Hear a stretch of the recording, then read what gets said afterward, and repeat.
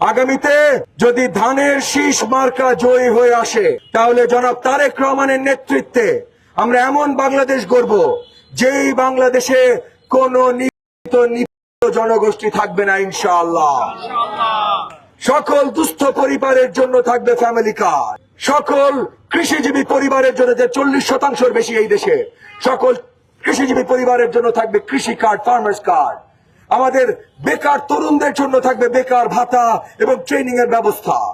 আমরা আমাদের health sector, education sector আমূল পরিবর্তন আনবো, যেন বিশ্ব মানে কম্পিট করার মতো করে আমরা সাজাতে পারি, যেন গরিব দুঃখী দুস্থদের আর চিকিৎসার জন্য ঘরে ঘরে দৌড়তে না হয়। এই পরিবর্তন ধানের শীষ মার্কা দেশব্যাপী আনবে। আমাদের প্রতিপক্ষ যারা আছে, তারা কোনো পরিবর্তনের কথা তো দূরের কথা, তারা পরিবর্তনের আলোচনায় আনে না। তারা আনে মিথ্যাচার। তারা বট বাহিনী দিয়ে ইন্টারনেটে একটা খবর প্রচার করতে চেষ্টা করে বা প্রচেষ্টা থাকে তাদের।